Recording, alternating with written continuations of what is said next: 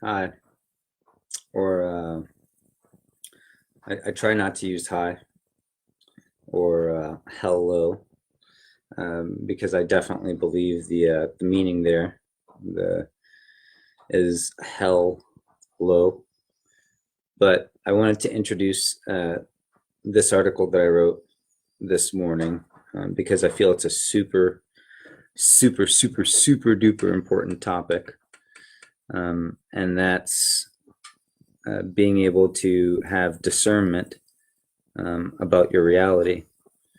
I have, since the beginning of my journey, what's going on, Tyler? Been accused of being judgmental or being uh, uh, concerned about other what other people's paths were, what other people were doing. And the reality is that we're being told that we're asleep, that we're sleeping, and people don't realize what that really means. You know what it means is that when you wake up from being unconscious, you can understand things that people don't, and it it puts you in a state of making you seem like you're being judgmental, just because you're pointing out things that others can't see.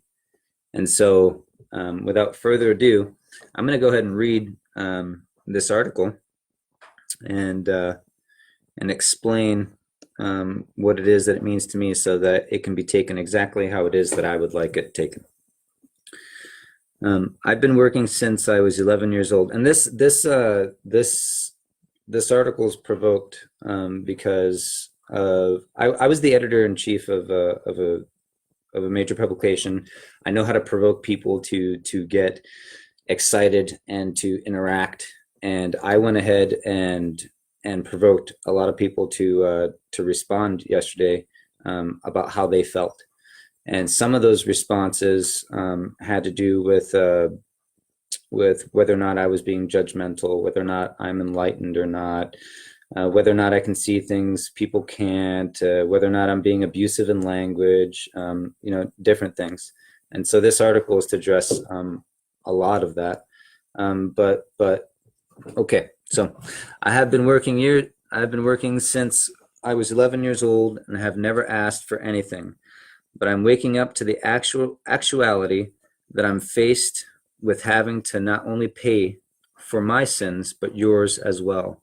So when we talk about like this GoFundMe to pay for the land, to help others get out into the wild, why I'm asking others to be responsible for this is because I have stepped away from work, and I have stepped away from earning money to follow what I feel is the correct path, what I felt was the correct path, and what I've now found is the actual correct path for us all, which is that we're supposed to be walking out towards the wilderness, and we're supposed to be working with the land, and we're supposed to be working with the plants, and we're supposed to be working with each other. Now that's supposed to be everybody's path, and it's wonderful for me to have found that what I felt, what I was being talked into as what was my individual path was a path for us all. So I feel like I know what I'm doing is paving the way for a lot of other people to follow in my footsteps, to do what it is that I'm doing, so that we can all do this together, which is get back our health and get back where we're supposed to be, which is in the Garden of Eden, in the garden that our Creator made for us, which is going to keep us the most healthiest. So I'm what I've figured out about life, and you know what, this is gonna explain it. So I'll just keep reading. When I say yours, I mean that to walk the paths of life is to rebuke all that my ancestors have done before me over at least the past several generations. And so this comes from more than one family member suggesting that I'm asking others to take responsibility for what it is that I want to do. And what I'm not being able to get across to family members is that I think that I'm paying for their sins and our fathers' sins and our fathers before us sins and their sins. We've been removed from the Garden of Eden through generations of ignorance. We've been removed to lower lifespans through generations of ignorance that are the result of the people that came before us that have not figured this out and have not taken in a chance to try and reverse it. Now, if you think that this is all just silly hoopla, that's what the story of Jesus actually is. Generations before him, they figured out that they had been stepping away from the laws, and they made a concerted effort to get out into the wild and to raise generations of children that were following the laws, and the apex of their work was Jesus. Okay? We can debate whether or not Jesus died on the cross and what that meant and all this other stuff, but that really has nothing to do with how the man came about and what it means to the rest of us, what it means for the actuality of what can be attained through following the laws of life, through eating right, through living in the right places, through breathing the right air. And I think that when some of us figure this out and we stand up to attempt to attain this, it's not just for one of us, it's for all of us.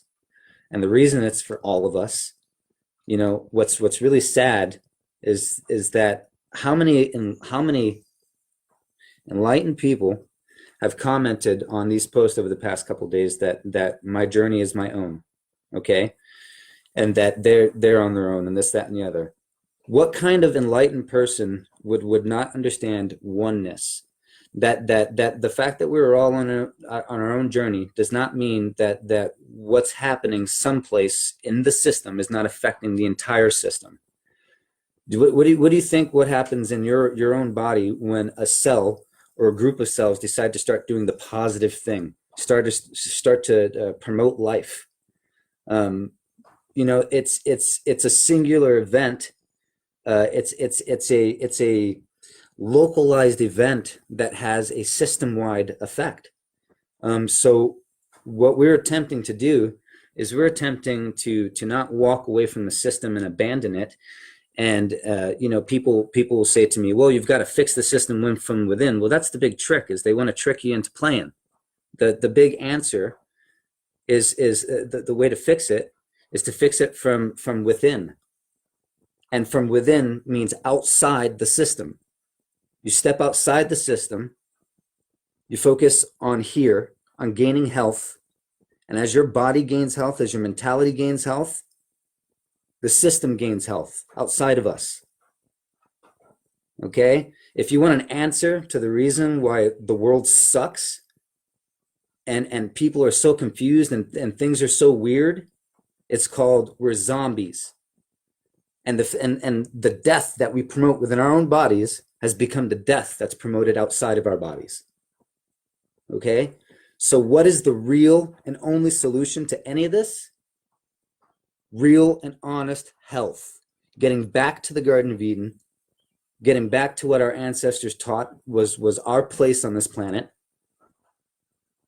You know? So what am I doing? I'm doing something that we all need to be a part of. And for any so-called enlightened person to deny that is to suggest that they are definitely lost and stuck someplace and they need help getting out of it, which I'm good at that.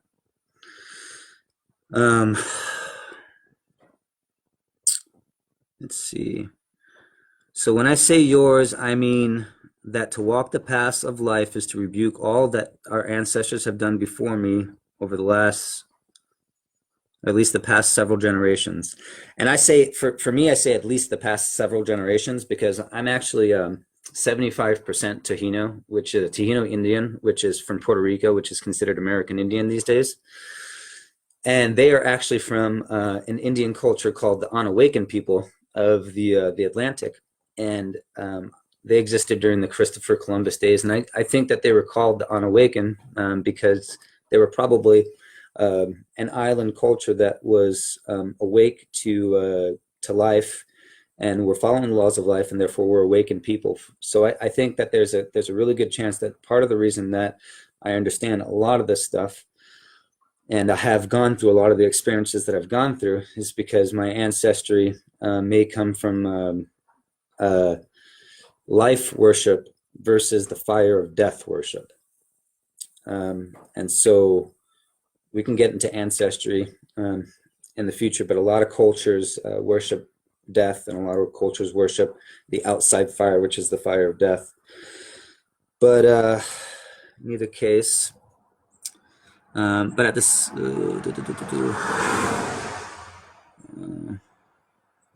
and I am not the one judging you. I'm just trying to tell you about the ones that will and are, and what it's really all about. So as an example, we have the Georgia Guidestones, and that's an example of judgment that's being held over our head. It says that human beings are not allowed to be a cancer on the earth, and it says that there's only going to be 500,000, and that might be the wrong number, but it's a low number. Somebody could look that up real quick and quote it. I'd be happy to say it. And actually, I can't see comments right now anyway, because I'm in this article thing, so no worries. But it's a low amount.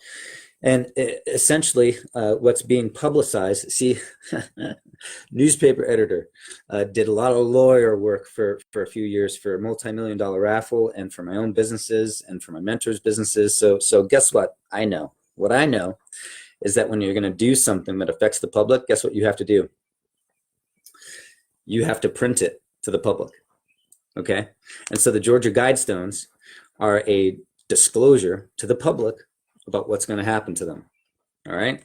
And so what it's saying is that X amount of us need to die, and then that the rest of the world is going to be hunky-dory after that happens. And a lot of enlightened people see these Georgia Guidestones, and all they can see is the end result of what it's saying, which is it's going to be a beautiful hunky-dory world. What they don't see is that the people that need to get erased in between that process. And if you want to be somebody that's not erased, don't be a zombie, because that's how it works. What's really interesting is that later on in this article, I'm quoting a conversation that I had yesterday with a guy named Medicine Hawk, and what he is describing is exactly what it is that I've come to figure out, which is that we have an interpretation of these people on top of the world that are running things as evil and as Satanism. And there's definitely a large portion of that is, but the reality is that the people that are running things actually work on behalf of the living God, and they are actually exacting judgment upon those that are not following the law, and they take it very seriously. So we as zombies, we think that the whole world is lost and the whole world is in chaos, and everybody above us is evil and all this other stuff. But the reason that we see things as so dark is because we are the darklings. Okay? Up above us sits another class of people, another race of people that manage us on behalf of God. And so we are the ignorant ones. And in their world, it is not so like this. I mean, if any of you have seen Tomorrowland, that's all these fantasy movies are actually depictions of other realities that exist within our own. When we're talking about dimensions, okay, we're talking about ability to understand, ability to perceive, okay.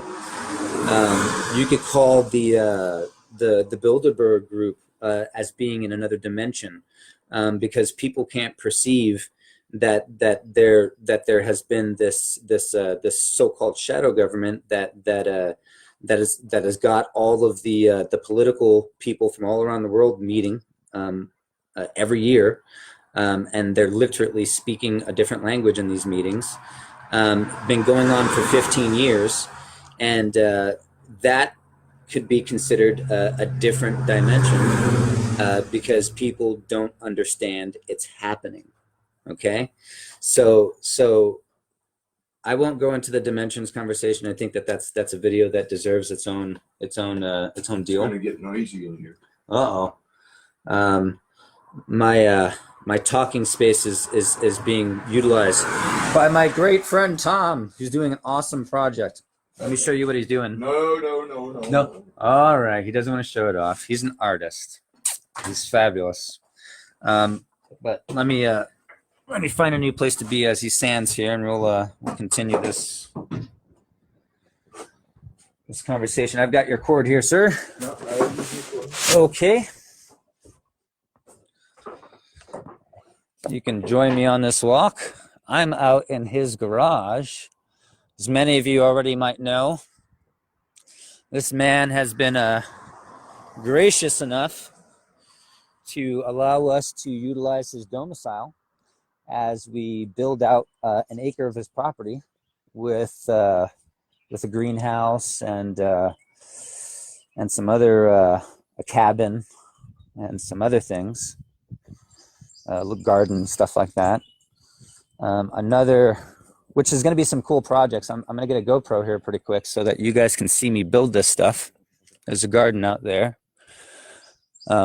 Back there's going to be a bridge that I'm going to build across the creek. That's going to be a fun project for everybody to watch. This is apparently the original room that was in the building before the new building was built. This is also a room that we're renovating. This is our project that we're doing to keep us busy until we get back up there on the land.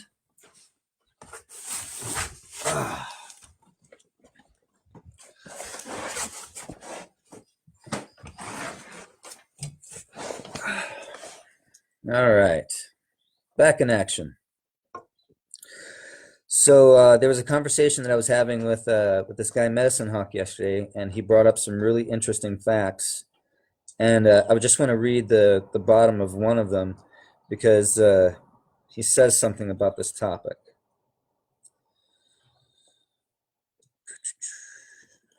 Medicine Hawk. Yes, there are rogue factions behind the scenes, but still part of the whole. All comes from one point origin. The living God is what causes all animation through vibration, which is cause for thought and emotions. So at the very core, there is God within us, and the judges are the gatekeepers for the underworld. Okay, so I just wanted to point that out because that's the real judgment of life. Those are the real judges, and I'm going to explain in this article what it is that I'm capable of judging. But it isn't people. It isn't us. It's where we are on these paths. That's what happens when you get to the end of these. When you find the way, there's three paths that you have to navigate. When you get to the end of those paths, you can look back and see what people are up to. But let me keep reading here. And I'm not the one judging you. I'm just the one to tell you about the ones that will and are, and what it's really all about. But at the same time, having made it to the goal at the end of the so-called path, I can indeed look back now with the gift of foresight. And by the way, the end result of the path is not enlightenment.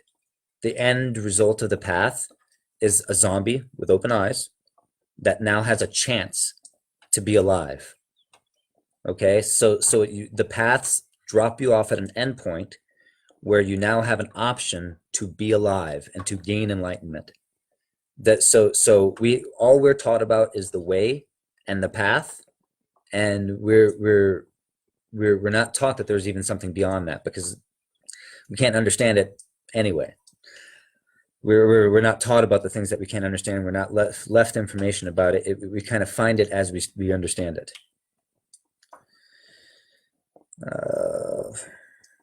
I can indeed look back now with the gift of foresight at the three paths of knowledge. I can clearly see them, see my path like steps in the sand, next to others, each creating an individual track, yet all down the same wide sandy path. From there, I have a holistic view of what it took for a person to get there, for a person to get where they are, as in what they had to learn to get there, and easily see what the next steps need to be along the path of knowledge and experience that would be best to get them to the next stage of their journey. So what I'm trying to say is that when you're at the end of the path and you've walked it yourself, you can turn around and you can look back and you see your own footsteps through the path. Okay. And what you see is you see a bunch of other footsteps from people who have walked the path before you that left also footprints. And so if you look closely, if you're looking for people now, you see people also on this sandy path headed towards you, and you can see where they're walking on this wide path. Okay. And so let's say the wide path is like a rainbow. And so you can see them taking the blue path, you can see them taking the red path, or you can see them taking the purple path, or you can see them taking a zigzag motion, or taking one path all the way up. But as someone at the end of it, you can look back down at them and talk to them and hear if they're having trouble. You can hear it in their voice and you can hear it in their words if they desire help, if their heart, if their soul is saying, help me, I'm stuck, I'm a little bit confused, I don't understand something. You can totally hear it in everything that they write and in the way that they speak, very easily. And it's super easy, as having already been down the path, to say, hey, all you need to do is look at this bit of information or physically put your foot on this rock, and it's totally going to help you get past this mental block, right? But what's the problem with mental blocks? The problem with mental blocks is it's a mental block for a reason. You can't see past it. And so when someone's trying to help you see past it, the first initial response is to just stay where you're at. And so I hardly ever expect people, like a lot of the great masters in the past, you don't expect people to understand it right away. You expect it to come true in fruition later on for them. Now, people don't realize, though, that a lot of masters that are famous in history, like Jesus, came from a position of being a living person, having been born into a living family that had been already generations doing these things, living out in the wild, and was coming from a real place of peace in his heart and in his being, with the outer being and within himself. So the way that he was approaching his speeches was from that standpoint, from a very pure and happy and peaceful place, because he really had a lot of that happiness and peace inside of him because he was born into it. What we have to understand about the masters that are going to be born out of the same stuff that we are born out of is that they're going to be zombies that woke up in zombieism, and they will have had to have traversed all the things that one would need to have traversed to get themselves out of that. And it makes you a very real person. And a lot of people don't want real. They want a pat on the back and they want to feel good. They don't realize that to attain real progress, you have to break down the barriers that are holding you back from attaining that progress. Okay, and so to tear down a mental barrier or a physical barrier is ridiculously hard if it exists there, and they do for everyone on all different kinds of levels. So it feels violent. It feels negative. That's the initial reaction that people want to take. Is you feel negative. You feel violent, and what I have to say to that is, have you ever woken up anyone who was sleeping, who's really asleep, and startled them? Or someone who really, really, really, really, really loves their sleep, like my girl does. She loves her sleep. You wake her up at all, ever, and she's gonna bite your head off, okay, until she can get back to sleep. That's just how it works. That's how the sleeping class of citizens are. That's how the zombies are. Is if you do anything to rouse their dream state, where in their dream things are just hunky-dory, they're angry about it, and so they'll claim that you are being violent, that you are being judgmental, and that is hardly ever going to be the case for someone that is on the path. It's more like the only way to gain true perspective of self is to be judgmental of yourself, and as soon as you start being judgmental about yourself, as soon as you start to perceive your own reality accurately, it starts to allow you to perceive everybody else's reality accurately, because we're all one. We're born from the same stuff. Our experiences and our environment change things, but it doesn't change things that much.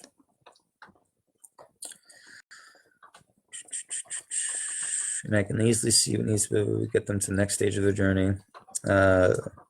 That's what the older generation, specifically relatives, always have a hard time with.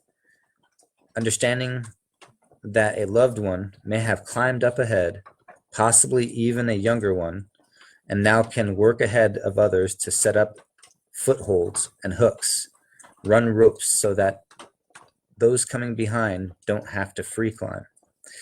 So what I mean is that people have this psychology built onto, and this isn't opinion. I'm sharing with you what I have read in psychological books. Okay, so I would never, if I'm going to share with you something that is my opinion purely, I'm going to classify it that way. Okay, but otherwise, you're hearing information that's documented from lots of different perspectives, and that's the only reason that I would say it or that I would trust it. But people have a psychological standpoint that's built into them through a methodology of abuse, because the system is trying to hide abuse. They're blind to their own lies to themselves, and so when you attempt to alleviate any stress on their life, the first thing someone has to do is alleviate that lie base they've been telling to themselves, and it's an unraveling of their reality. Okay, it seems extremely harmful to them. It seems extremely violent to them. So probably the best bet is not to do it so much. I run into it accidentally because I'm trying to locate enlightened people, actually enlightened people that are finding it easy to traverse the paths of wisdom and want to seek out the end of it. People that are not in zombieism but have found a way and are maybe seeking the first steps to the path. I'm not discriminatory, but I can tell right away when somebody is stuck. And that doesn't mean that they're going to be stuck forever. It just means that I can't help them. And so there's no use in me dealing with their negativity. That the best thing that I can do is be as forthright as I can with them, as strong as I can with them, and as truthful as I can. And maybe that strong wave of vibration will rock their boat enough for them to have an impact of information that won't leave, that will stay there. I find it works very well. A lot of people think if you positive people to death, that's going to be effective. Yet I don't see very many people that understand hardly any of what I'm talking about. So obviously that method is not working. But what I can tell you does work is to have all the informational tools you need. And when somebody has some lip at you, calmly and effectively address their concerns with all the facts. And unfortunately, what you'll find a strong percentage of the time is that you're going to get beat up and called names and told that you're judgmental, and told that you shouldn't have your nose in anybody else's business. But that's just the automatic reaction of the cow to protect itself. So I'm going to keep reading. And I'm not, in the next couple paragraphs, I'll stop and answer questions if there's any. But at the same time, having made it to the end of I can clearly see next to others creating individual track. I have a holistic view, blah, blah, blah. Okay, so I'll repeat this. That's why the older generation, specifically relatives, always will have a hard time with understanding that a loved one may have climbed up ahead. So that's why it's almost impossible for someone who actually attains enlightenment to help their loved ones, because they take it as a real personal resentment that you know more than they do, because you make them feel like a real failure inside. So honestly, my advice to people trying to help relatives is don't. Help yourself, help your individual family, your new family that you create, your girlfriend, your children, and then help complete strangers that are on the path with you at a level playing field. And then at some point have a stranger approach your family members, because they're going to hear the words. Okay. If you approach them, they're never going to hear your words. Okay. It's a heartache. It's a heartache. I'd love to hear more examples. I'd love to see examples of truly enlightened people having family members that they're able to pull out of the muck too. But it's difficult. It's difficult. And all you do is you slow yourself down. You have to fix your family through affecting their energetic quality, through affecting your own energetic quality. Okay? That's how you do it. But that doesn't mean hide from arguments from them. That doesn't mean walk away with your tail between your legs. It means state the facts how they are. And if they put themselves in opposition to you, then so be it. They'll come around in the future as you prove them otherwise, and you will.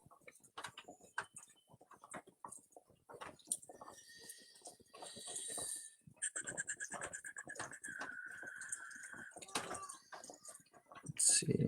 That's why it's so hard for blah, blah, blah. For those of us who find the way to the path of knowledge, this becomes an ever-increasing problem and starts to extend beyond personal relationships into common interactions. It becomes harder and harder to communicate with others as one walks further down the path. So most oftentimes, the first path to truth is the path of consciousness, which is you get there through meditation or through shamanism or through mysticism. Oftentimes, you get into a realm of conscious information that's just not applicable to the outside world. And so when you start trying to have conversations with people about it, you get into what's called the unspeakable knowledge. And you just confuse people, and you just sound like a goofball. And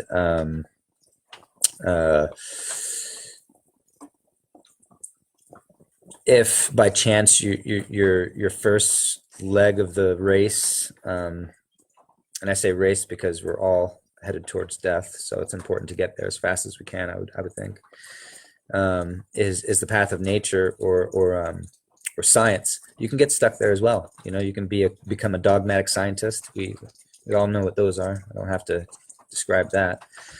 And you can also become, you know, a weird nature person who would rather elevate a plant than a person, which is not how it works.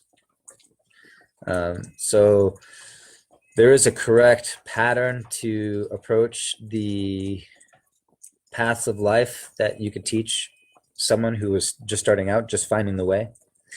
But that's not to say that you can't, that there are not many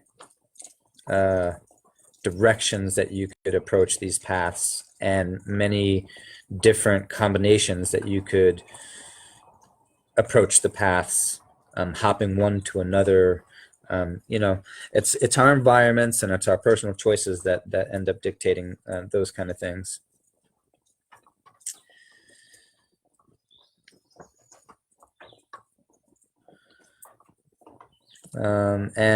Again, as I've described in the past, 4D is an informational realm.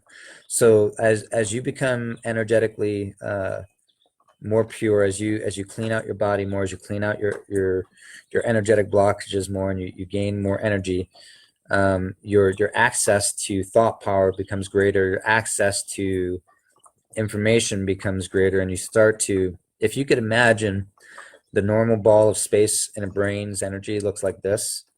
And so when you start to expand out of that, you start to reach into areas of thought that are not normally accessible by most. Okay, so if your brain houses this much information, okay, versus this much information, okay, and what that represents is the physical energy that can be seen on an EKG. Okay, some people's energy are going to be like this, some people's energy are going to be like this, some like this, some like this. Okay, a Buddhist monk has some impressive stuff going on in their mind after 20 years. I found technology that helps you beat that. But if your brain has a higher energetic capacity and you're housing more energy, it allows you to understand more information. And so this extra bit of meat around the extra space around the normal capacity is 4D. Okay, that's the 4D informational realm. Your brain has to expand to like this level of energy to start to see a bunch of things that exist beyond our normal level of perception. 5D.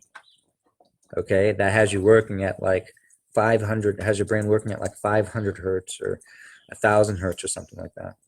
All right, so to get to 5D, one must traverse 4D, which is an informational realm that expands you to the 5D. And how does that work physically and spiritually and energetically? The more energy that you use, the more open your eyes become, the more energy comes out of your eyes, and the more physical space you can see. Okay, but you don't start to see more physical space until you actually get past a certain point. All right, and that maximum beyond that certain point, before that certain point, that's the 4D space. So when you talk to people about the 4D space, which a lot of people have access to the 4D space, okay, and they'll claim to be in 6D and 5D through their confusion, because they haven't seen enough peaks of information within that 4D realm.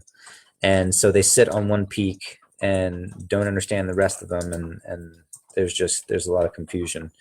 They don't realize that their idea of a 4D realm, or their 4D realm, is not like this grown into this, which is occupying a full round space. It's like they have a singular node sticking out into the brain, and so they're on this bead of truth, this one bead of truth that they have access to into the 4D, and they're infatuated with it. Okay, but it's actually supposed to be filled with all this information, all that much energy, but they really just have a finger, just a little finger into the information.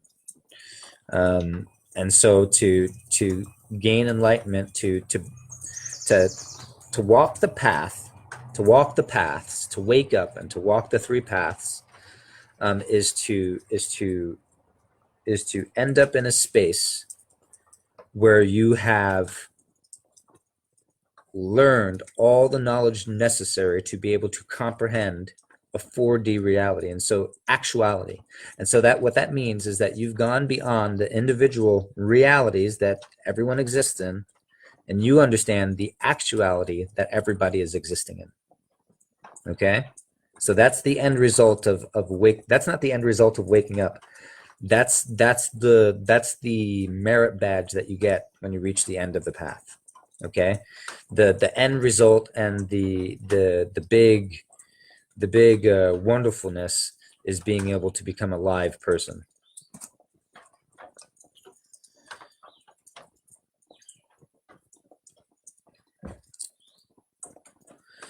Let's see. Yet you start to find others on the path, and communication with people becomes possible again. So that's pretty clear to understand there, right? Yet you start to find others. Okay. What I have learned,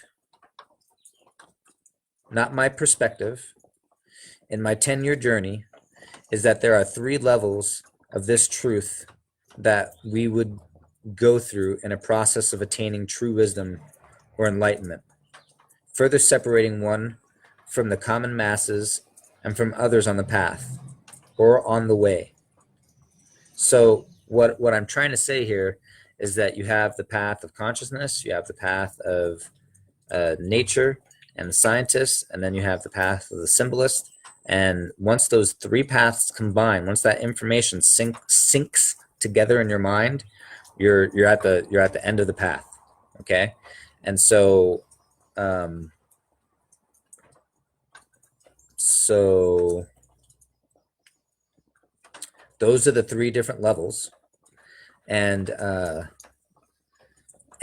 as you go from being, like, say, a shaman or a mystic to being a wilderness person or a scientist, you then traverse a borderland between scientists and shamanism. And so you have to wear the new hat of a scientist, because the shamanism stuff doesn't fit into the scientist stuff. Okay? And scientists don't like the shamanism stuff, vice versa. And so as you put your scientist hat on, you'll get lost in that for a while. And the 3rd path that you need to take is the symbolist, to expand your thought process again about what these seemingly solid things actually symbolize in a greater value. And what that does is it ends up combining all 3 paths, and then pow, your mind explodes with understanding.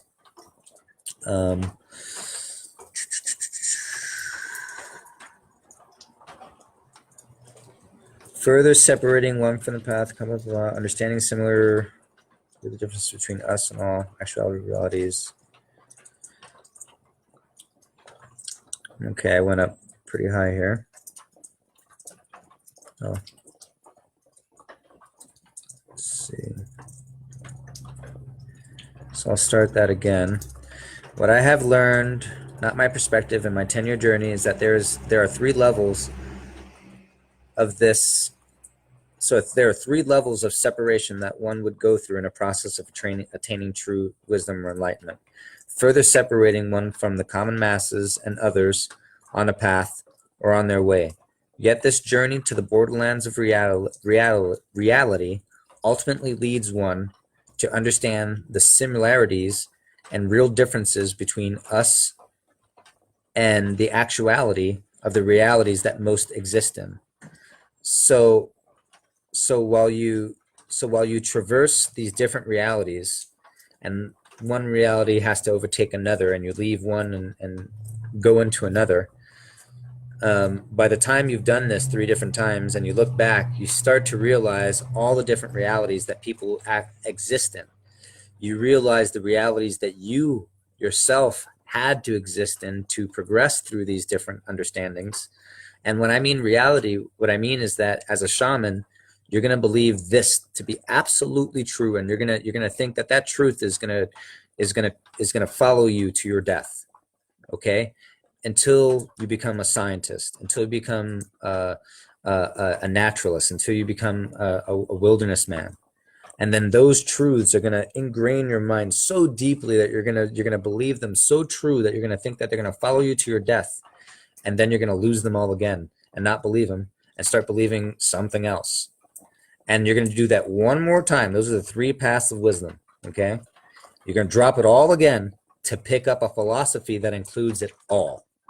And when you do that, that's when you can see where everybody else is at. That's when you're looking down, and you're looking at 3 different paths that people are walking on to get up to I don't know what the correct terminology is for it, a little peak that you're already up on. But like a shelf that's sticking out. So people climbing below can't see as they climb. All they see is this shelf, and they're like up here, like, hey, how's it going? All they hear is your voice, and they're like, you're not really up there. You can't see what I'm doing.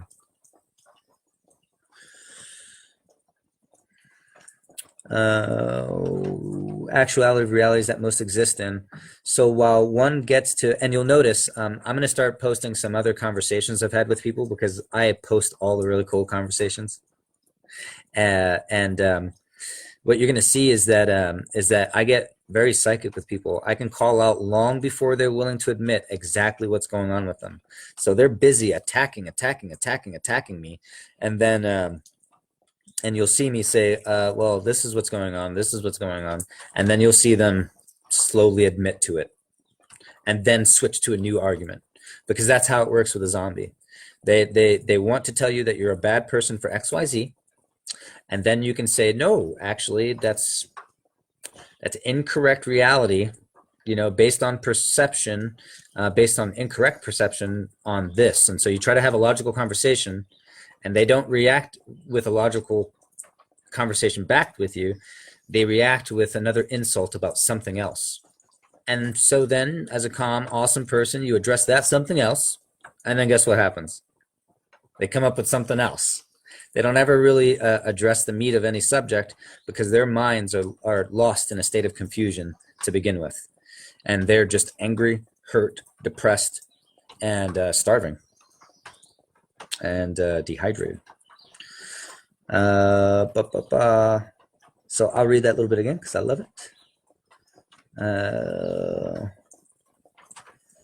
Yet this journey to the borderlands of reality leads one to understanding the similarities and real differences between us all and the actuality of the realities that most exist in. So while one gets to know oneself and humanity very intimately, it becomes the ability of someone having mastered said paths to judge the movement of others. So again, judge the movement. We exist in a world where we're being told that judgment is bad. And we're being told judgment is bad because if we actually look around us and perceive reality as it is, we're gonna make proper judgments, and we're gonna use critical thinking and realize that bad things are happening to us and that we can make better decisions. But what the world is doing is promoting a system of non-judgment, of let's all put our blinders on and pretend everything is okay. But the reality is my ability to judge where people are at in their knowledge base and in their physical reality, because people don't realize that your physical health has everything to do with your mental health. So if I'm talking to you, okay, if I'm deciphering your communication via writing, however, I can tell your level of physical health by the level of your mental health, typically, and not only that, I can physically see where you are standing on the paths, on one of those three paths, because chilling where I am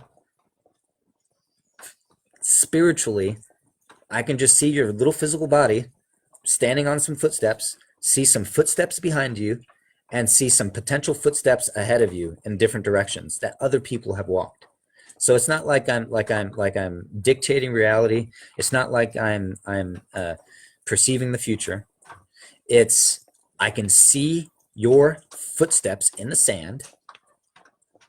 Okay, I can smell what you had to learn to understand what it is that you do. Okay, and I get what it is that you need to learn to lift your foot up and go to the next step. And I get also the different paths that lay ahead of you that other people have taken before you, because that's what I've spent these last 10 years doing. Well, the first 3 years of the last 10 years.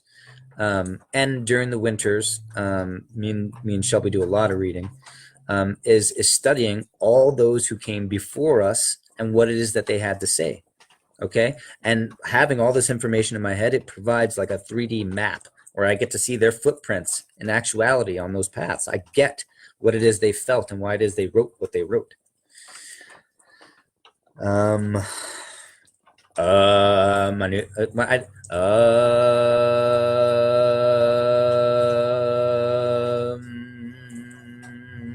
gonna make myself do that when I say the word I was always so annoyed in church.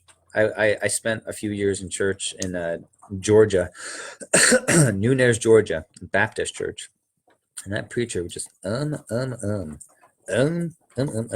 We'd have bets on how many times he would say or some other kind of weird word.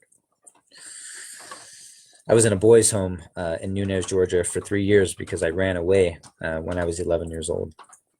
That's an interesting story. I wasn't a bad kid, just had an interesting life.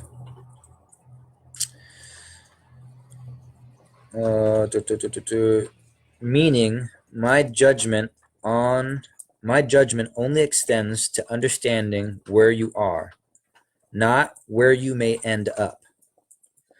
What I can judge is if I have the realistic chance to help someone along the path.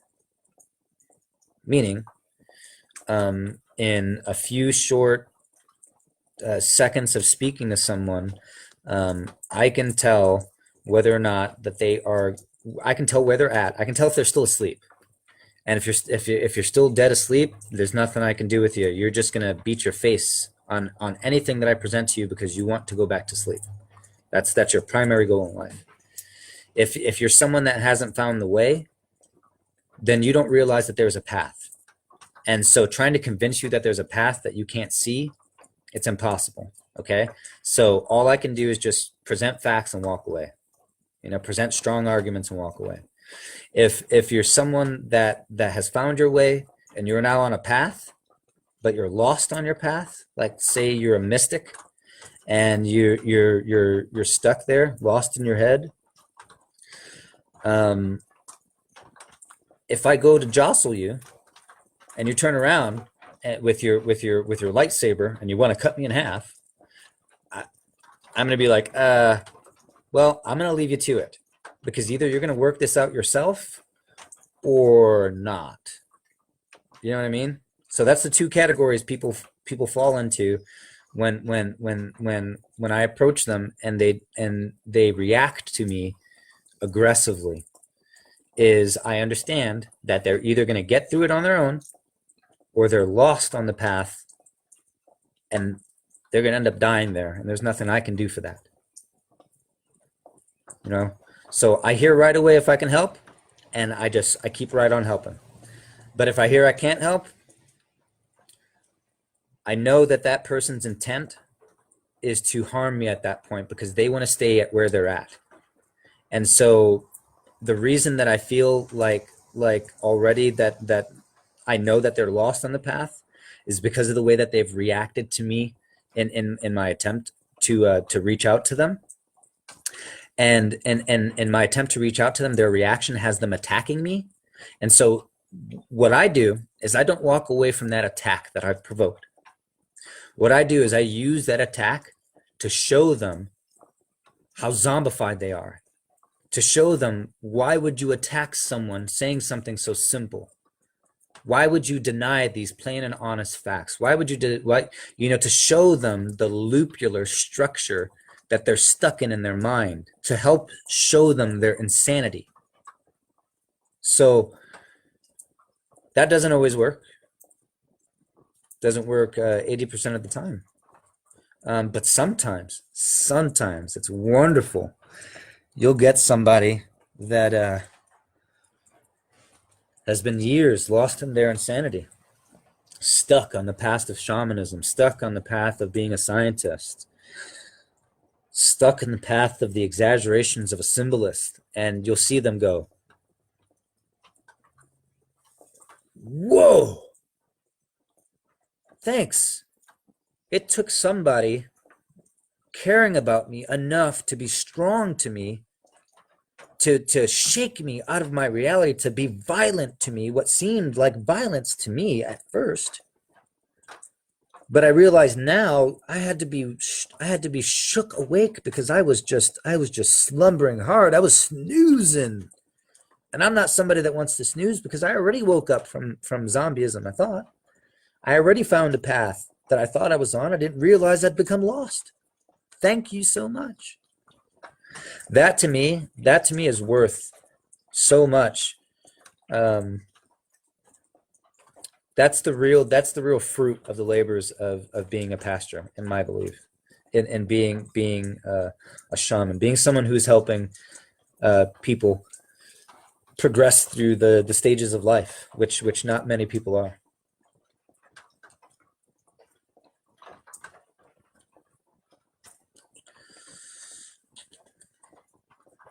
When I see or hear the clear signs of this, what I can judge for myself, and have the right to do so, is to say that you're in one of three categories.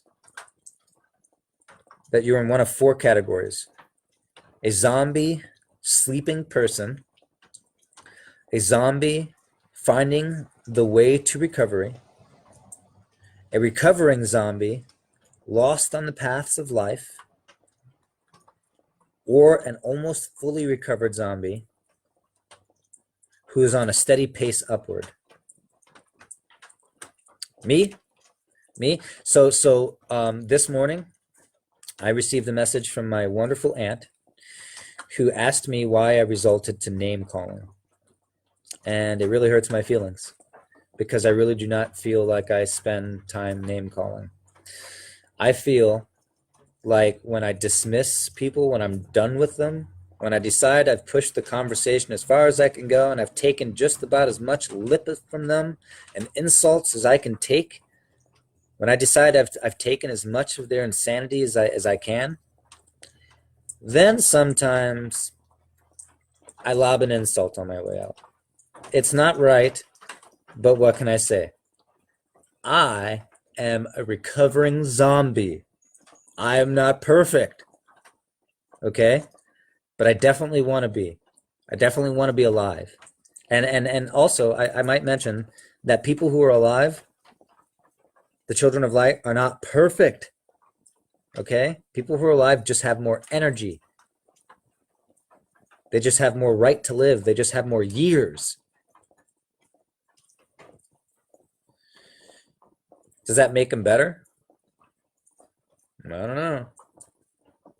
Does that make them smarter? Actually, yes. Yes, it does. Because the more energy you have up here, the more you can use it.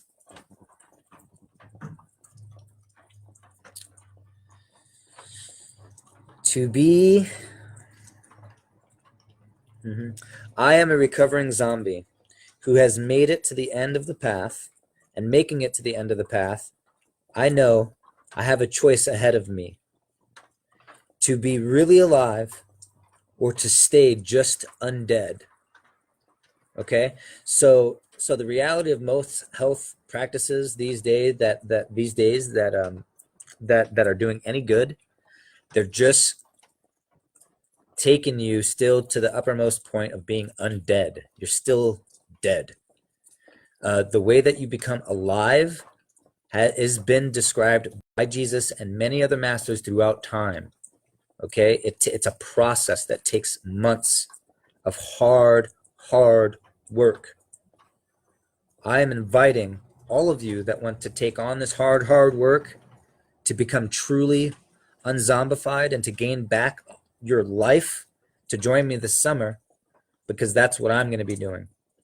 I'm going to be getting these bags out of my eyes, and I'm going to be waking up fully to join the light of the living God and of the living people.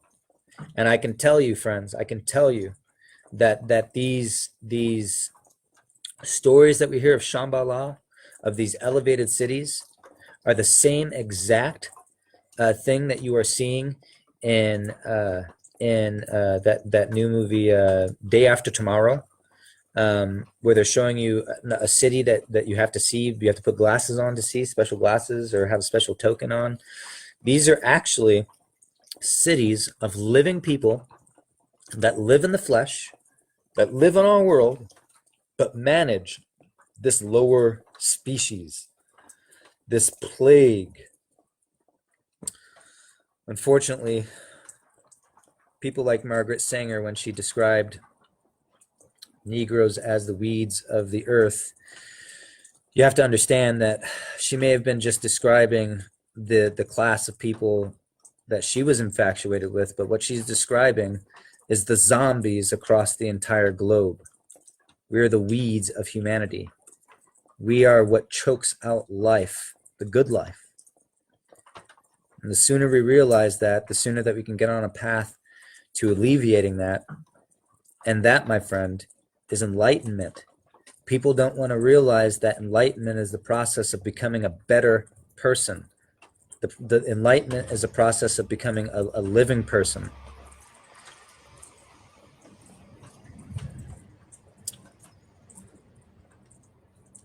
So the choice that one faces at the end of these paths of knowledge is you have enough information, enough knowledge to actually make a choice about being alive or just staying undead. And but we are taught that no one is better than the next. Now, what a contradiction that is, number one, though, right? Is because we're taught about all these masters and we're shown Jesus Christ, and we're given all these people that are capable of all these things, right? But then we're constantly drilled with you're equal, you're equal, you're equal, you're equal, you're equal. You're equal except to the superheroes who are not equal. And except to these masters who are not equal to you. Okay, so the reality is pushing one thing and then showing another thing, broadcasting another thing to your consciousness, showing you that in fact you are not special, that there are special people among us. Okay, and so what that is it's them, people up on top, broadcasting the reality to you. Okay, it's their right to confuse us, but it's also their right to give us the truth, and also their obligation.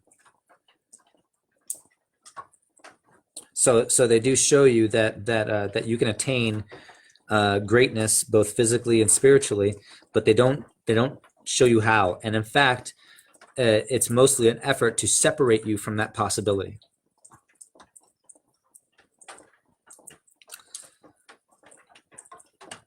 That we're all equal, and that applies to all things. I've got a great article by Shelton.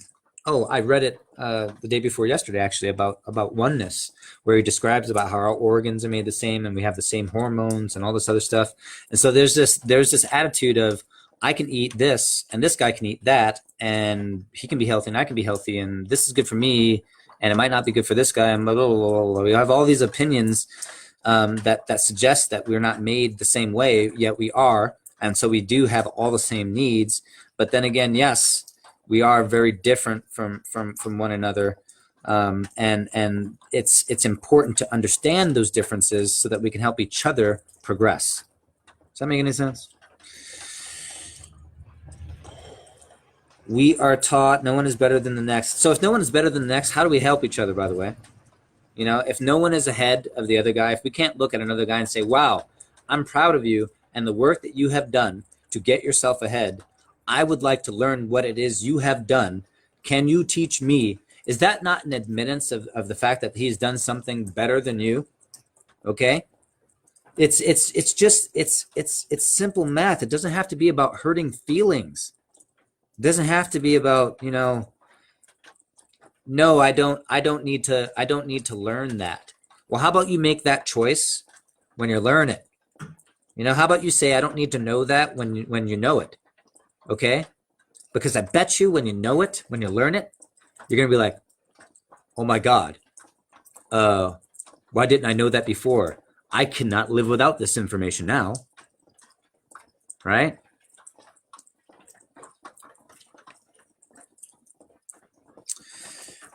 And while it would be true in some respects, in others, environmental influences, individual choices control our individual footprint. For me and my people born on my birthday, like Leonardo da Vinci, we are studiers of people. It's what I've done my whole life. I've busied myself with trying to understand the plight of my fellow man, to study every aspect of human interactions and needs. So to me, growing up, I always felt like everybody was throwing all these weird emotions at me, and like hated me. As an adult, I realized I was so infatuated with how people were feeling, that they were broadcasting all these feelings, and I was just interpreting it as having to do with me.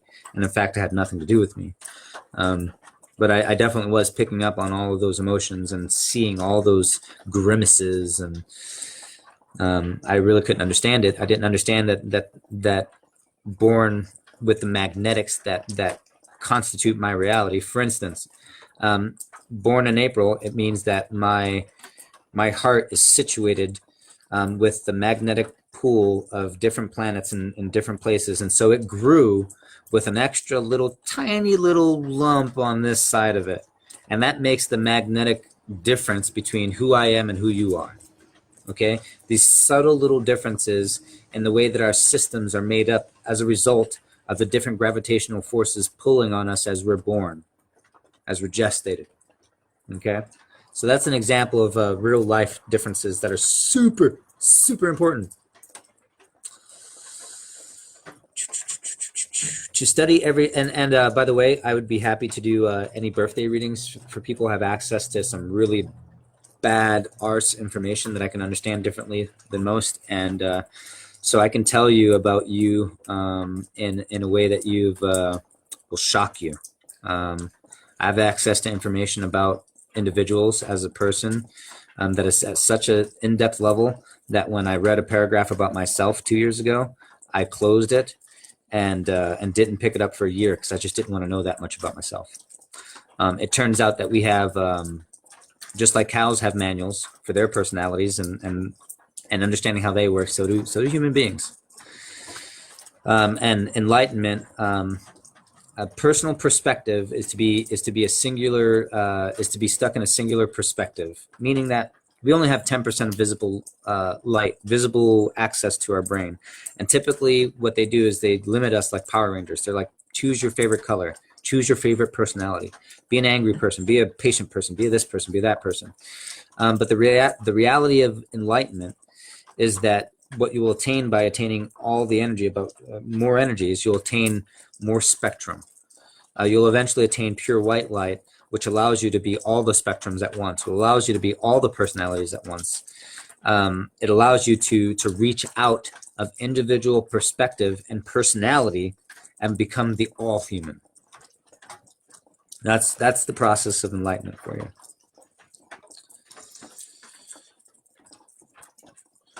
To define the human condition is my life's purpose, and therefore my major skill set is to help others compare their reality against others. So the ultimate way to be able to gauge your reality, to gauge who you are, to gauge where you are, is to study everybody else's reality and to pit yourself up against those realities and to see where you actually stand. So part of the big reason why it's all this divide and conquer and it's all this we're all individuals thing is because they don't want you to actually compare yourself to everyone else, to actually give yourself an accurate view of where you are and where you could be. because what they want is they want you to stay stagnant. They want you to move forward instead of upwards. They want you to stay level or head downwards instead of move up. Okay? Instead of progress. Forward is still level, flat, stagnation. It is not upward. Upward momentum is what you need. Forward is like a new communist term they love to use. Leaning forward. It does not mean anything good.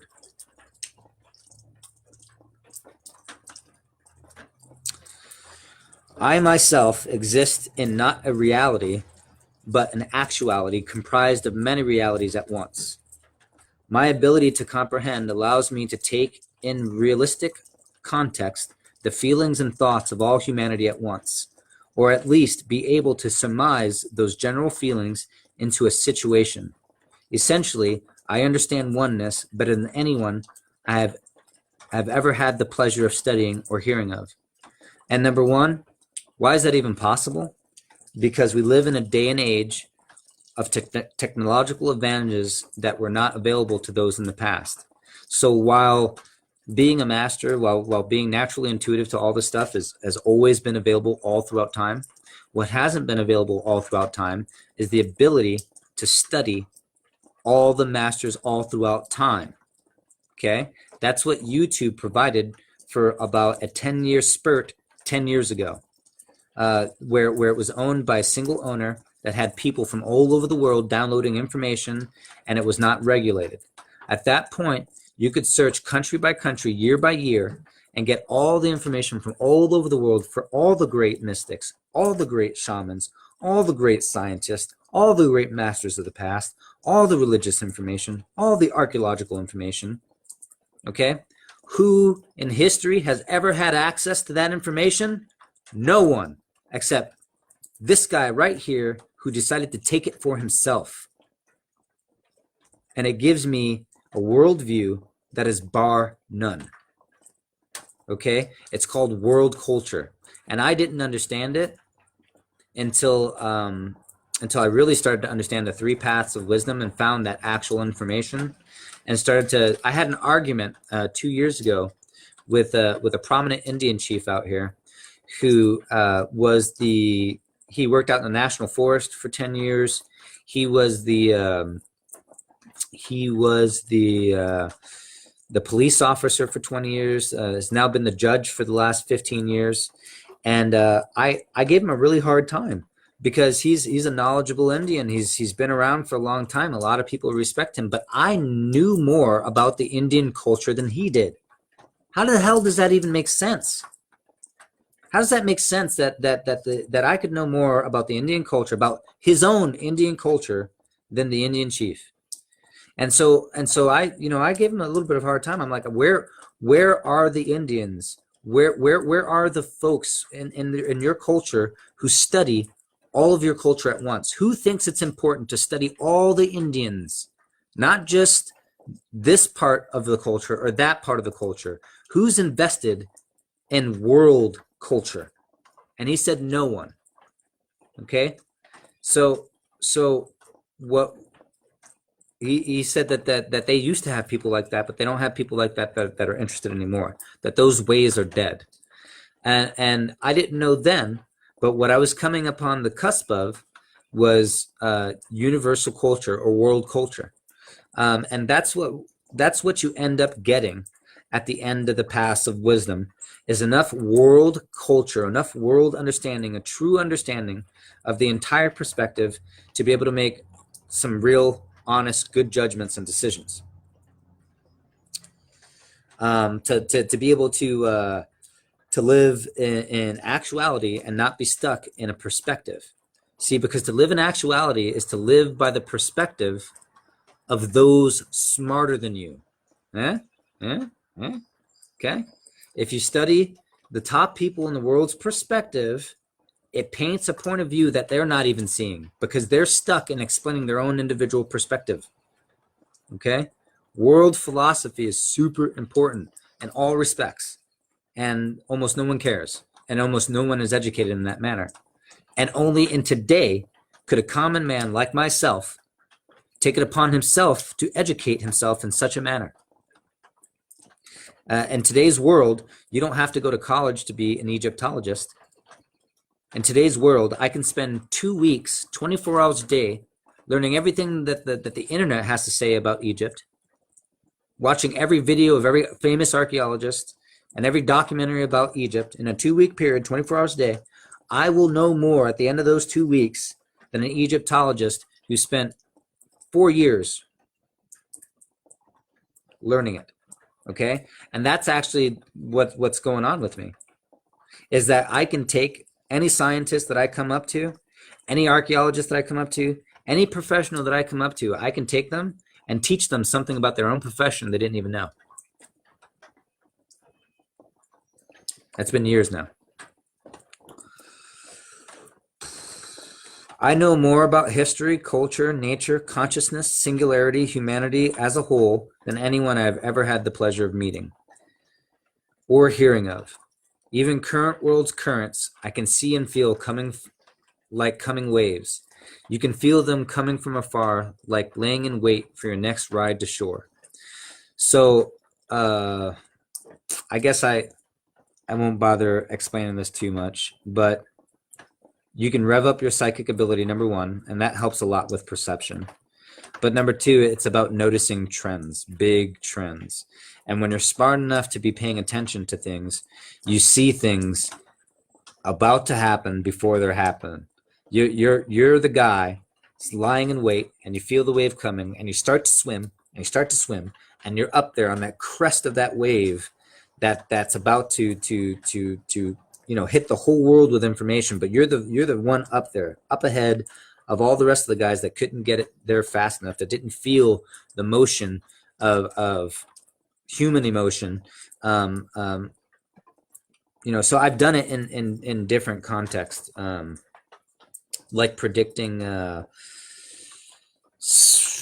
different business events and stuff. That's where earlier in my life I first started noticing that I was catching some big events that people were missing due to my study, and calling the future before it happened. In this case, I could tell by an advertising method, I'll tell that who was it? I think not Virgin Wireless, but T-Mobile was going to sue Alltel because Alltel had produced a commercial making fun of a T-Mobile character. And I knew instantly that this was going to change the marketing strategy of the entire world, that Alltel was going to get sued. And if Alltel lost, nobody else was ever going to do this. But if Alltel won, then it was going to change the entire world of marketing. And that's what you saw within a year, was that now instead of a commercial that said, this detergent cleans this way, and now this detergent, this off brand doesn't do as good. Now it's Tide versus Clorox and blah, blah, blah, blah, blah, blah. Now competitors can name their competitors all day long.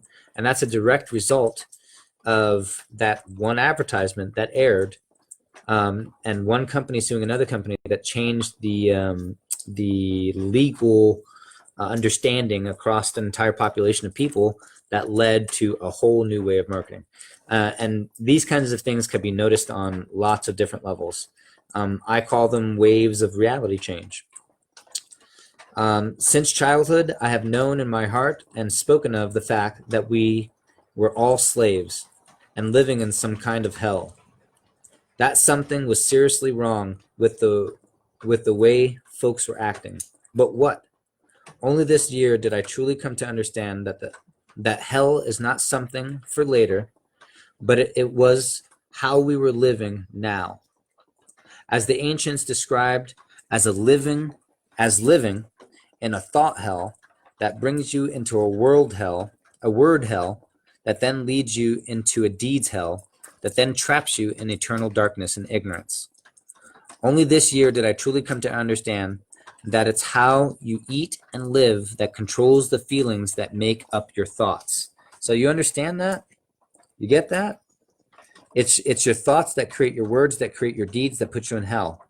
And it's the food you eat and the way you live that control your thoughts. Okay? That's the key to understanding a happy life. That's the key to understanding walking in the paths of life right there. Bam.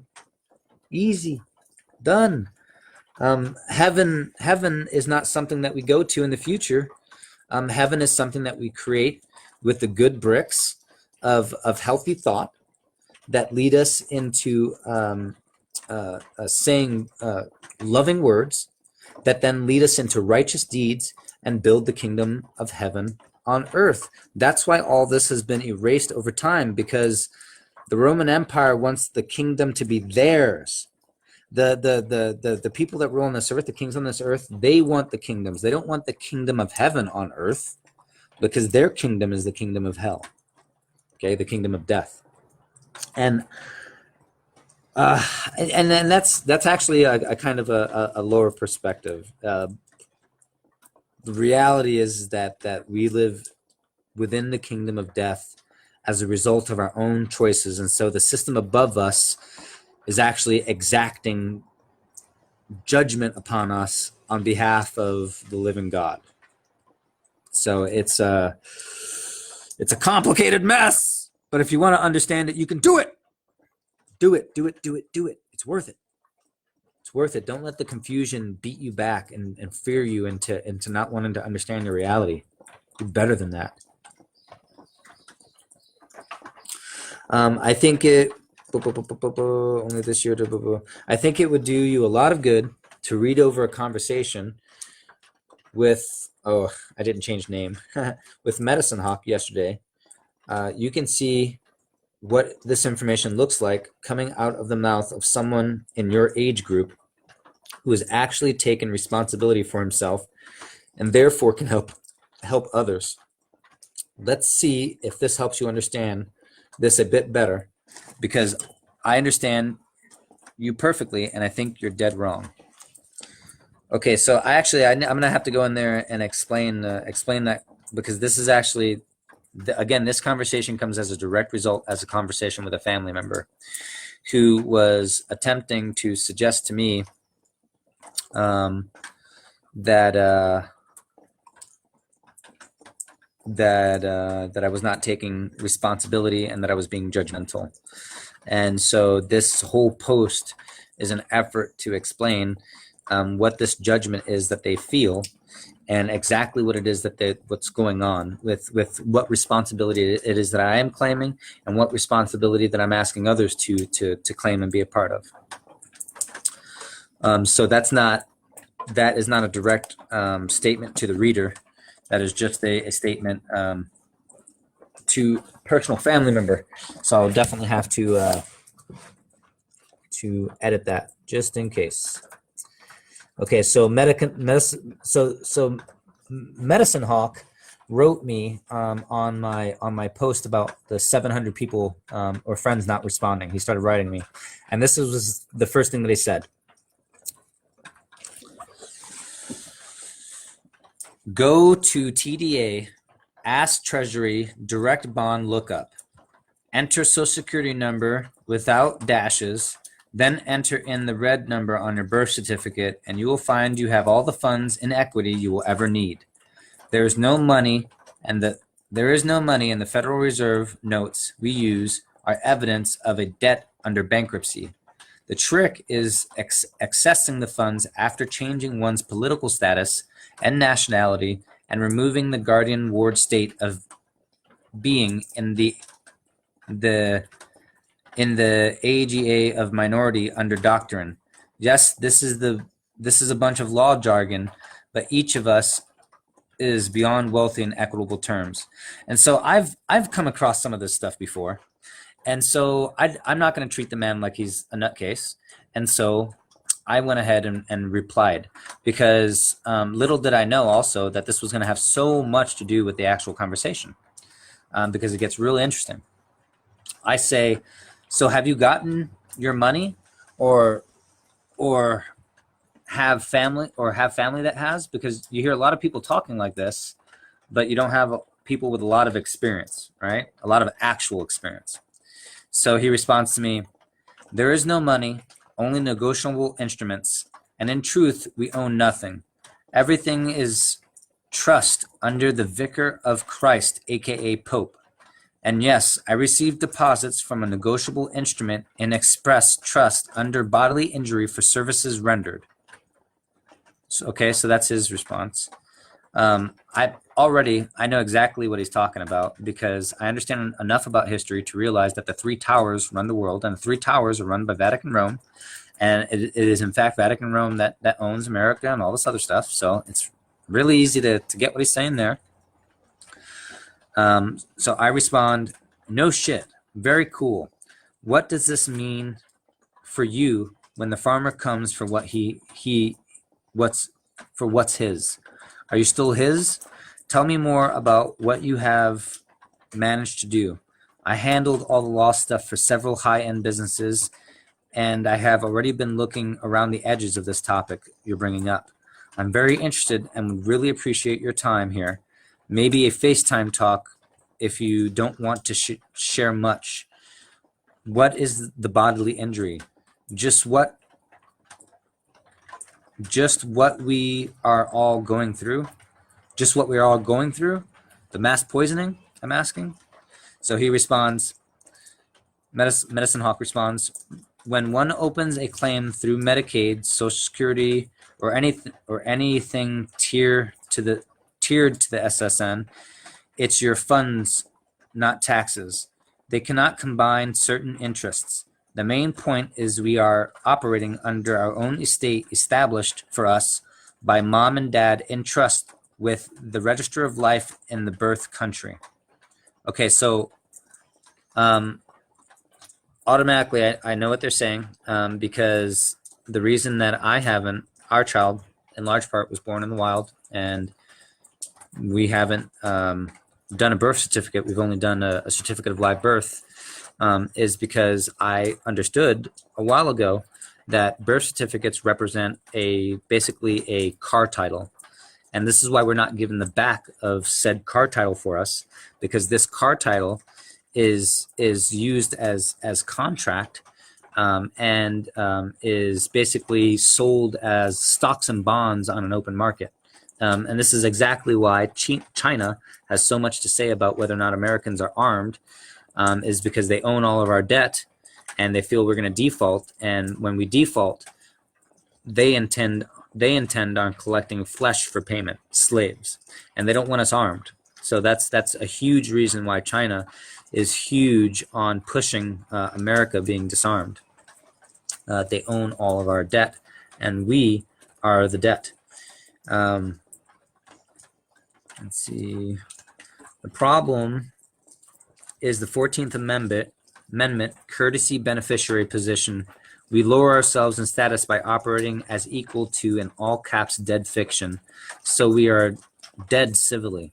So he's talking about the great fiction, that of who we are, which you hear talked about all the time. But this is the actual information. This is actually what people are talking about. This is actually how you undo it. So how many people have you heard talking about these topics just on the outside edges, but never any real meat, never any real substance? This is what this guy's sharing.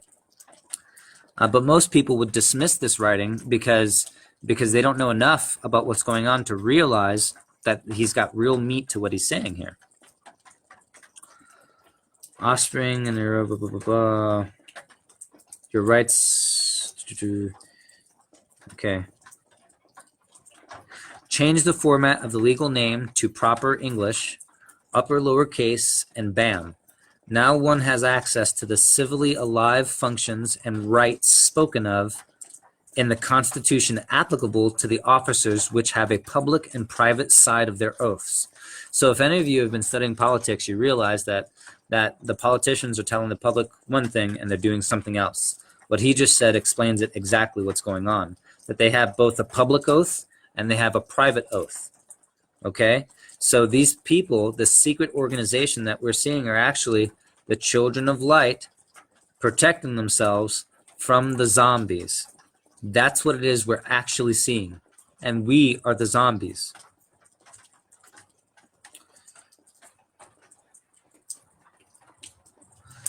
Let's see. Change the format of the legal name to proper English, upper lowercase, and bam. Now one has access to the civilly alive functions and rights spoken of in the Constitution applicable to the officers which have a public and private side of their oaths. It's all about status, standing, and capacity. Mom and dad pledge their offspring and all your rights, title, and interest in a state and put your body up as voluntary servant under the 14th Amendment. Okay? So that's the most plain English I've ever heard. Okay? And so when I have somebody like Shelby's father, Michael Rohde, or when I have somebody like my father tell me that I'm not being responsible, that I need to take responsibility and I need to get a job and all this other stuff, my response to you guys is you sold me as a slave. Okay? I have a title, and my title has been sold, and now I belong to someone else. And the reason that I've been poisoned the majority of my life is because you sold me off through your ignorance, just as your parents sold you off through your ignorance. Okay? So what am I doing? I'm stepping away from the system that sold me off, and I'm making sure my son does not get sold off as you sold me off. Okay? So am I being responsible to my child? You're dang right I am. Way more responsible than you chose to be for your child. And I'll say it again, Mr. Rohde, you signed a title that got shipped to your government that your government sold. Your child is a slave in a slave market. And who is taking the responsibility of buying your child out of slavery, of making sure that your child's children are also not participating in slavery? This man right here. So when you talk to me of responsibility, understand how much responsibility I am taking for not only you, not only my father, but all of humanity in general. Be for real with me and thank me for the responsibility I'm taking. And don't just suggest that I'm not taking enough responsibility, because that is insanity. Insanity, and I won't have it. None of it. So Medicine Hawk continues. As surety, it's stated in the Bible, as surely it is stated in the Bible, he who is surety for a stranger shall suffer for it. So since the government agents around the world covertly work for God, punishing those who rebuke their ability and true identity as the sons and daughters of God, and their true connection to nature, and to walk in the woods and live accordingly only to that place inside which is connected to all that is and is creator. Okay? You get it? The people managing us understand we are making a choice not to take action on our own behalf and grab life by the balls, to rebuke death. Okay? Instead, we're rebuking our living God. We're rebuking the laws that keep us healthy.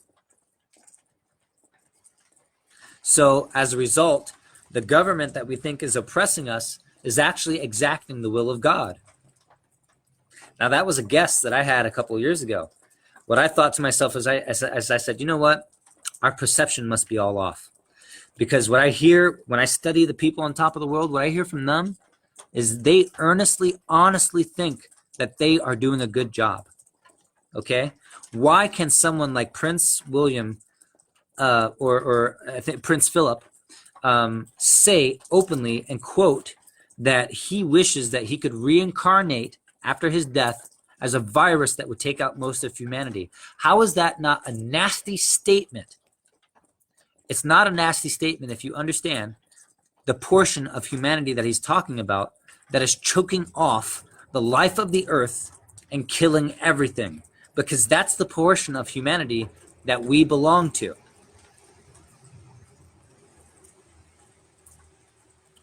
So the term shall is a command, not an option, and these folks in office take it very seriously and will induce suffering upon those who are surety for a stranger. So now he's talking about in modern terms how these people in office are taking it very seriously, that they work for God and that they're exacting his order. And what's interesting for me is in reading the original book of Enoch, one of the missing books, what you find is that there's an angel that is talking to the living God, and he says to the living God, he says, hey, these people down here that have been working with the fallen angels, or working with the giants now, the offspring of the fallen angels, they've been really disrespectful. They're really going against the laws of life. Are you just going to allow them to do that? And God says, you know what? You're right. I want you to go down there and do this.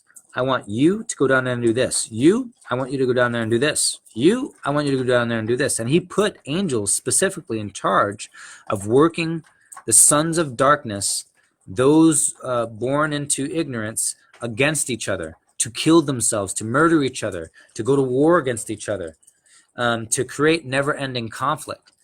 God put certain individuals up to doing so, and it says it in the Bible. Okay, and here we have a man here who is wise enough to have understood that is today, happening today, that God's rules still exist today, and the reason that life is so miserable for us is that we find ourselves in opposition to those rules and to God's people. So my response to what he said was, wow, I knew it. The people running things only look like the bad guys, because we are the zombie hordes working against God and God's people. I knew it. I can see it in everything. It's so clear that God damned those who did not follow the laws of life and their descendants. We are those descendants. God gave special permissions for the wicked sons of men who had worked against him to be murdered and worked against each other. Their descendants, the descendants of this group, are the ones at work today. Thank you so much for bringing this final piece of the puzzle to the table for me. Now I know how much on target I really am. He responds, yes, there are rogue factions behind the scenes, but still part of the whole. And that's what I talk about there's still Satanism, this blood-thirsty worship stuff is still going on. And that's one of those sub-layers there that he's talking about right here. That's one of those rogue factions within the children of light. You have to understand, when you're put in charge, when you're given power, it can pervert you. And so some of these beings that are in direct control over the horde get weird. So yes, there are rogue factions beyond the scenes. Oh, and see, I've been trying to explain this for a while, that even though that these people are doing bad, they're actually part, these people that we would deem as these higher end Satanists above us, these people that we think are doing bad, they're actually part of a larger group of people that want nothing to do with what they're doing that is bad. So we're a class of farm animals being owned by a population of farmers. And so there's a population within that direct farmer ownership that gets really weird with how they treat us. And then there are the people that exist in the community that don't have anything to do with the farm. You know, just like here, we have farmers and then we have people who have nothing to do with the farm. And the majority, the large portion of our environment has nothing to do with being a farm or being on the farm, right? And so that's the way it is for them up there. We and our management and the people that manage us are just a small percentage of this upper end of the world. And so some of these rogue factions get a little bit weird. But they all come from the same point of origin. The living God is what causes all animation through vibration, which is the cause for thought and emotions. So at the very core, there is God within us, and the judges are the gatekeepers for the underworld. He goes on to say, when one becomes illuminated within, and it's shown through speech and writing. Okay, so this is super important. Super important. There's a way out of this, guys. There's a way out of this. The harder you work, the more your mind changes, the more your action changes, okay? and it's noticed by the upper end of this world. And guess what happens? You get scooped up. They take you out of this mess. You understand? They're waiting for your actions, for your writings, and for your speech to reflect your enlightenment. They have mechanisms in place to catch this, to see this, and to help us out of the gutter. Okay? So that's the silver lining at the end of this rainbow, my friends. Grab it. It can be yours. Life. Real life. Don't let confusion and fear make you lay back down and go back to sleep, or make you stick on the path that you're on. Keep moving forward and understand there's always more. Keep moving upward as well as forward. Not just forward. So my response to him was, yes, thank God there's a way out. The authorities or agents, as they have called themselves, I have encountered out in the wilderness, have been extremely kind to us, almost as if they were proud of us. So what I'm saying is that we've come across certain government officials that are labeled as agents. That's their label. If you call them an officer, they will interrupt you and say, no, I'm an agent. Okay? And what's funny is a lot of these agents are Mormon and different religious groups. Okay?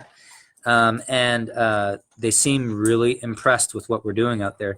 They come out there to really angry and with lots of firepower, and then they're so impressed by what they find, they end up setting the stuff down and having long conversations and looking around and being really impressed and saying lots of nice things to us.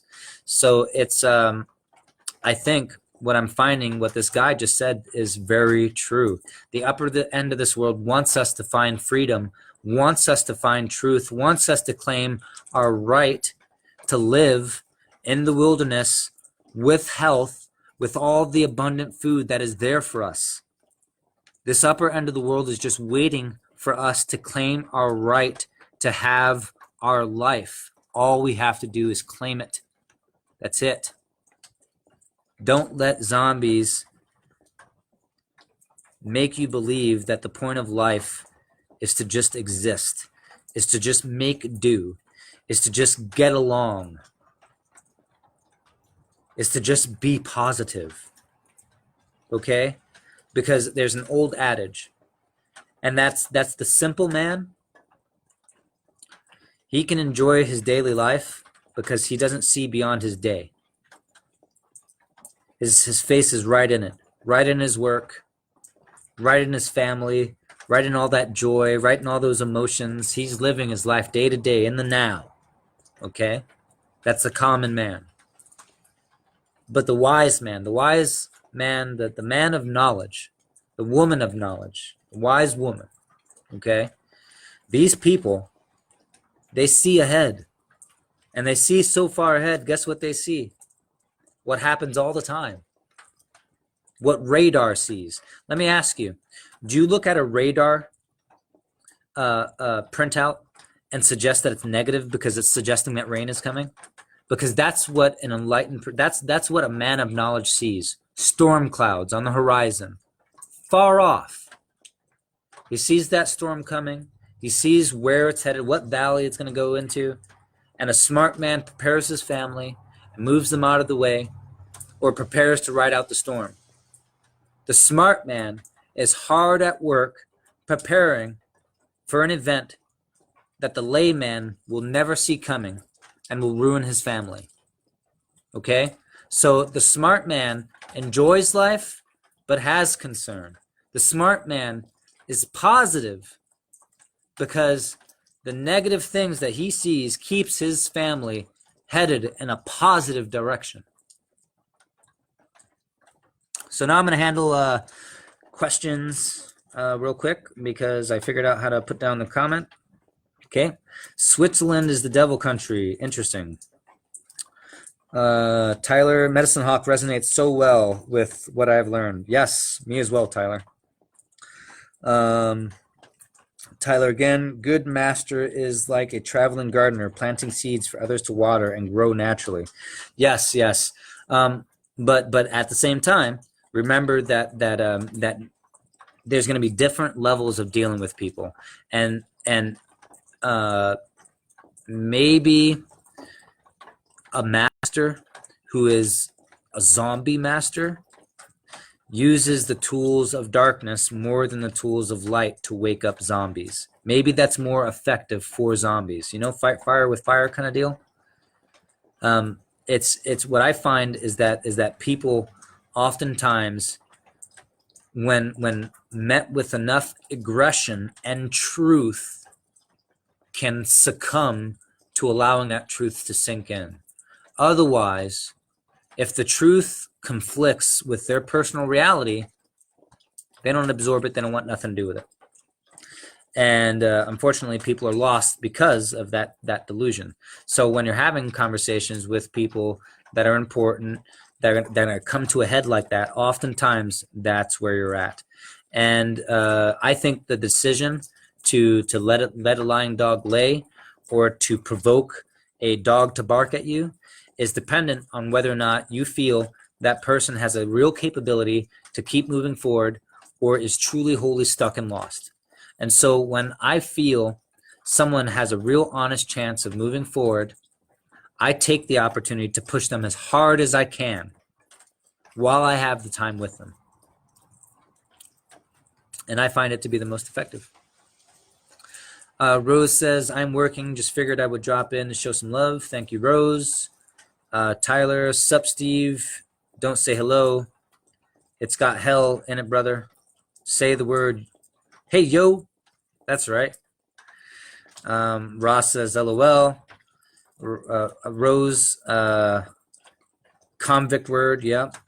Tyler, esophageal. Tyler.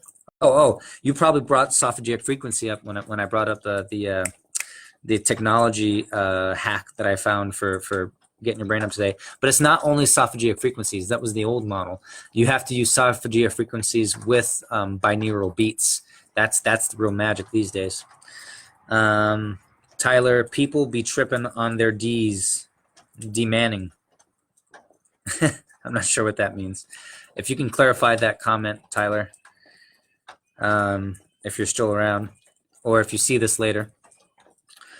Tyler, a philosophy that includes it all. I'm bringing all my musical instruments.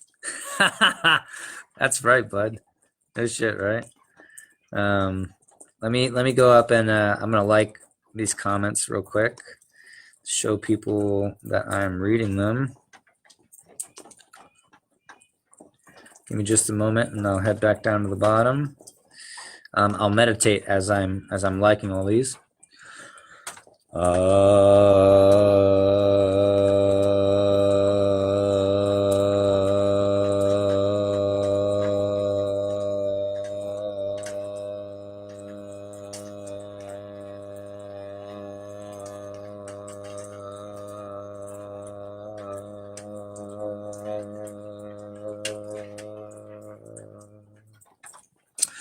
All right, Rose says, not to detract, but thus is exactly the conversation flow that occurs with my estranged wife. It's so frustrating. Yeah, no, it does suck that you have to keep bringing up your ex-wife in every conversation, but I know you're in pain, my friend. I know. It's okay. I love you. And you're right. It is the exact same thing that's happening with all of our relationships, really. Javier Castro says, quote, most people do not listen with the intent to understand. They listen with the intent to reply. Yes, absolutely. That's one of the first things that I teach people, is this nifty little trick. So there's a way to help yourself bypass that mechanism of wanting to talk while somebody else is speaking, because it's something that's taught to us. So one of the ways you exercise past that, because you do have to train yourself past it, is to make sure to breathe while somebody else is talking. Like, make sure that you give yourself an amount of deep breaths that you need to take while somebody else is speaking, and that will allow you to have an actual reaction to what they're speaking rather than planning on what it is you're going to say next, which is what most people are doing while they're hearing somebody else speak. They're just planning their next statement. Also, there's a lot of fictitious conversation that happens all the time, like "How are you?" is usually an attempt for someone to tell you what they're doing in their world, but the polite way to tell you what it is they are doing in their life is to ask you what you are doing in yours. So in fact, they don't care what it is that you're about to say. They just want to announce something to you. I'm not gonna go into depth right now about this, because I will make a separate video on creating healthy communication and the auto reply mechanisms of the mind and of people, and how to stop stuff like that. But as a real quick example, when sometimes a lot of times somebody offers something to you, they offer it under the wrong pretenses. They offer it because they feel guilty, because they see that they have it. They see you seeing them have it, and so that makes them feel guilty, and they want to give it to you. Or they have this automatic guilt mechanism in them that makes them want to give away everything all the time. Whatever the case is, oftentimes when somebody offers you something, if you say to them, "No, thank you," you make it a rule to say no 3 times in a row. And I'll teach you in a later video how to say no politely, 3 different ways that will provoke reactions from the individual offering you things that will let you know whether or not they actually want to give it to you. Because the majority of time, if you rebuke their offer, they will gladly keep what it is they were offering you, because they actually want it and they actually don't want to give it to you. In the same way that when someone offers you a compliment, oftentimes they are just looking for a compliment themselves, and they're not actually talking to you. They're not actually giving you a compliment. But there's psychological tricks to bringing this information out of people. So even if they won't give you the truth because they can't help but lie, you can still bring the truth out of them through exercises. And it's fun for you, educational for you, and a superb way of communicating with others, because it makes them really feel heard and understood, because you're really interacting with them on a different level. It's interesting, though, because when you interact with people on this level, they will oftentimes claim that you are not hearing them. And in fact, you're hearing them a lot better than they want you to hear, and that's what's really offending them. I'm writing her a little tonight. I hope she wises up and gets help before it's too late. Rose, my advice to you is maybe think about not writing her. Just separate yourself for a little while, for as long as you can. Thank you, Aunt Evelyn, for stopping by. Don't know if you stuck out for long. Tyler, there's no much thing as predicting future, only potentials that can change at any moment. That's right. Rose, let me give those some hearts.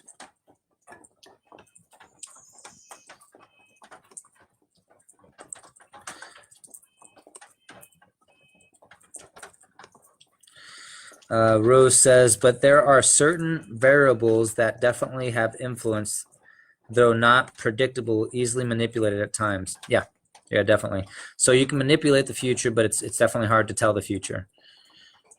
Gabriel dropped in, not sure if she's stuck. Vasilis was hanging out. I need help, brother, he says. Okay, we'll see. He says he needs help again. Vasilis says, I need a place to go away from all these big pharma zombies. We all do, and that's what this land thing is all about. That's what high mountain medicine lifestyle movement is all about, is creating safe spaces all over the world for recovering zombies that are trying to find a way out of this mess, because there is not a place for us to go. Not with people that are knowledgeable about what's going on. Let's see. I am a rebel and are hating Freemasonry secret societies that are destroying the earth. I'm with you, brother. I hear you. Send me a message, Vasilis. Gotcha. Rose, Vasilis, this is a personally touchy subject. I understand your battle. My wife went off her meds and is full-blown manic and delusional. If you wish to stop taking your meds, please consult me or professional. Boo! Boo, Rose. Don't be a puss. Understand how to heal things without medications, because there are ways to. I told you before, the mistake that your wife made was not seeking the proper medication. You can't stop medication and then take no medication. You have to seek the proper medication. And no professional is going to tell you what the proper medication is, Mr. Rose. Rose, most doctors are more than inclined to help taper down and eventually cessation of any meds, not truly necessary for healthy function. There are natural remedies for a lot, however, not everything, and the topic must be handled with care. I will admit that there are going to be some chemical imbalances that may come as a result from things like doing drugs while your child is in gestation. There are abnormalities that are going to happen that are not caused by nature, that may need a non-natural solution. Is that non-natural solution going to allow that person to seek a healthy, normal life, as in a living life? No. Are they going to be a normal functioning zombie? Yes. Is that a level of life that I feel anyone should be having to exist in? No. No. I feel that anyone that wants to can push themselves hard enough to push past any physical or mental blocks they may have. Our body is amazing like that. If you have something that was developed inside your body that's harmful to it, that's blocking something, that's creating a chemical imbalance, you can force your body to create a corrective measure that will counteract that. So I do think that each individual case needs to be studied individually. That means hard, case by case, and you have to determine what the problems are, where the problems came from, and if they can be handled through things like therapy, things like talking, because there are a lot of mental depressions that can be alleviated through going over your past and alleviating those depressions, and I think a lot of people are stuck at that, right? Because a lot of people know that, but what a lot of people don't know is that physical depression is caused by eating dead foods and not following the laws of life, which cause a mental depression. So there's nothing you're ever going to be able to do about a mental depression or a mental anxiety or a mental weirdness that's caused by what you're eating and how you're living. You have to change what you're eating and how you're living to change that. And see, and that's where I think you've got a little bit wrong, Mr. Rose, is that I think probably 95% of the folks with a so-called mental illness are actually dealing with something that is self-caused or caused as a result of their family's ignorance and allowing different environmental influences to play too large of a role, and then a huge imbalance happens. But I don't think that these imbalances need to be approached with medication, because all medication does is arrest the body's natural ability to help out. So the violent reaction of, like, say, a child being hyperactive, and then you're giving the child medication to stop that hyperactivity. Well, the hyperactivity is there because the body is trying to clear out, with blood flow movement, blockages throughout the system, both energetically and physically. Okay, so the function is necessary for the body to try and alleviate it, find a way to alleviate itself. And when we arrest the body's attempt to alleviate the problem, we see calmness. But internally, you're just creating another problem. So I will do a big video on medication specifically, and what natural hygiene has to say about most medications. Thank you, Deborah, for hanging out. You did like a bunch of things, so you hung out for a little while. Very nice of you. Let's see. Tyler says, my name is Batman, and I'm a recovering zombie too. That's right. Tyler, 1 hour, 9 seconds. Marking my place. Babysitter is mad after 4 manifest recovery. I can dig it. I can dig it. We got to take care of our stuff, right? Thank you for hanging out as long as you did. Vasilis, yes. Tyler, I do now. Stan Robinson, well said, Philip. Very well said. Thank you, Stan. Mary Ellen hung out or showed up. Robert showed up. Don't know how long they stayed. Aaron Justice says, well said. Thank you, Aaron. Tom Dobbs showed up. Bridget showed up for a moment. Deborah says again, are you on YouTube? I am not yet, but I'm going to be. Aaron Justice, Jeanette, Yuri, Michael Rohde joined. What's up? Michael Rohde, Lang Tao, check on you soon. Cool. Lang Tao is always fun. Michael, my buddy old pal, please don't take anything that I've said wrong. I'm super happy that you joined the conversation, and I hope you have a chance to review this video and that you and I get to be closer family because you understand that I'm not trying to be aggressive to you. I'm not trying to do anything to harm your relationship with your daughter or to harm your relationship with your grandson or to be a pain in your ass. I love you.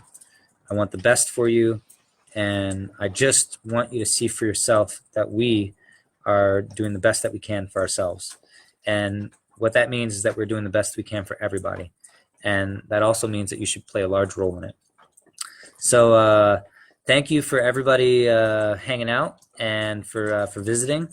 And Deborah, thank you for being one of the last people here with me towards the end of the conversation. I'm thankful. I'm thankful. I love my life. I love you guys. And peace be with you till next time we talk.